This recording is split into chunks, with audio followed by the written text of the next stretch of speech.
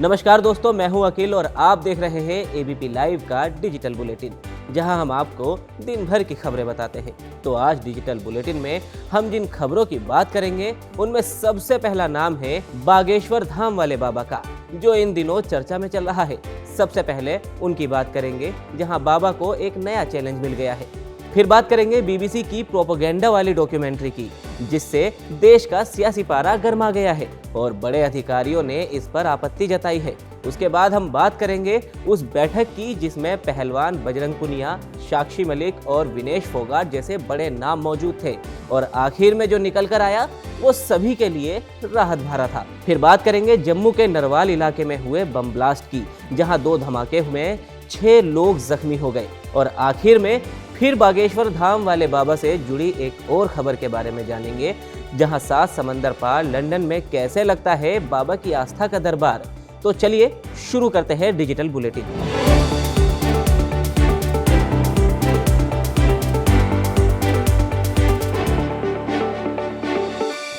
बाबा के दर पर बड़े बड़ों का तांता लगना कोई बड़ी बात नहीं है, लेकिन जब बाबा के कथित चमत्कार को नागपुर में चैलेंज किया गया तो विवाद खड़ा हो गया। नागपुर वाले चैलेंज से भी पीछा नहीं छूटा कि बागेश्वर धाम वाले बाबा के सामने 2 नए चैलेंज आ गए। एक तो उसी छत्तीसगढ़ से, जहां की राजधानी में इस समय बाबा दिव्य दरबार सजा रहे हैं।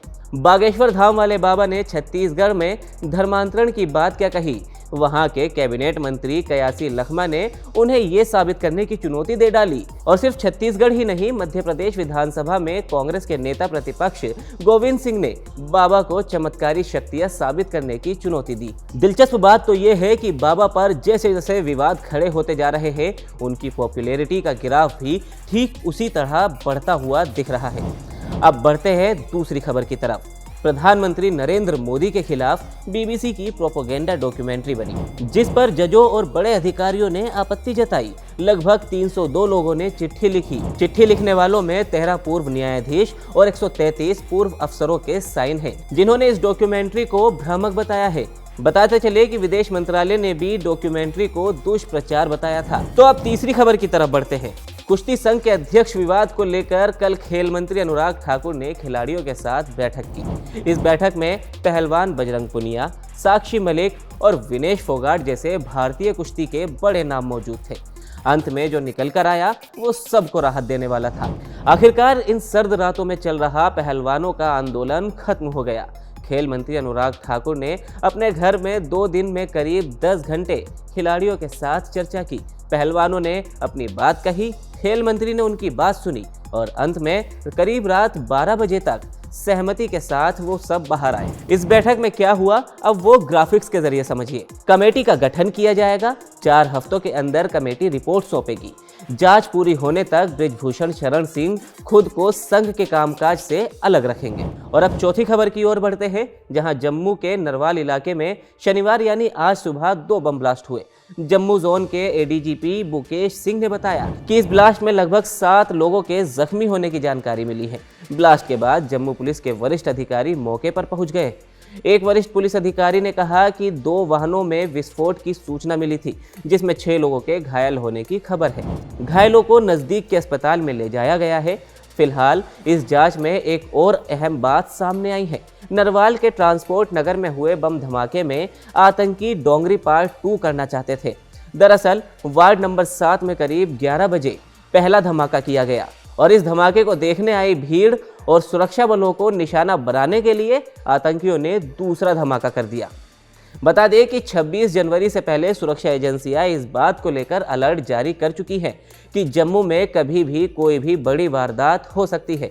वहीं दूसरी तरफ जम्मू में राहुल गांधी की अगुवाई में भारत जोड़ो यात्रा भी चल रही है। ऐसे में अब राहुल गांधी की सुरक्षा को लेकर भी सवाल खड़े हो सकते हैं। और आखिर में फिर से बागेश्वर धाम वाले बाबा से जुड़ी खबर की ओर रुख कर लेते हैं। देश के कोने कोने से अपनी समस्याओं का समाधान खोजने के लिए भक्त धीरेन्द्र कृष्ण शास्त्री के पास पहुंचते हैं, लेकिन बाबा बागेश्वर के इन समाधानों से सिर्फ देश ही नहीं बल्कि विदेश में भी जमकर भीड़ जुटती है।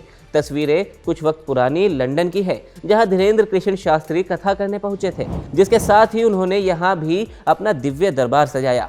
भारतीय मूल के लोगों के साथ ही कई विदेशी लोग भी इस कार्यक्रम में पहुंचे थे। मंच पर पहुंचने के बाद महिला अपने इंग्लैंड और भारत का पता बताती है। दूसरी तरफ धीरेन्द्र शास्त्री कॉपी पर नोट लिखने लग जाते हैं और महिला से सामान्य हालचाल जानते हैं।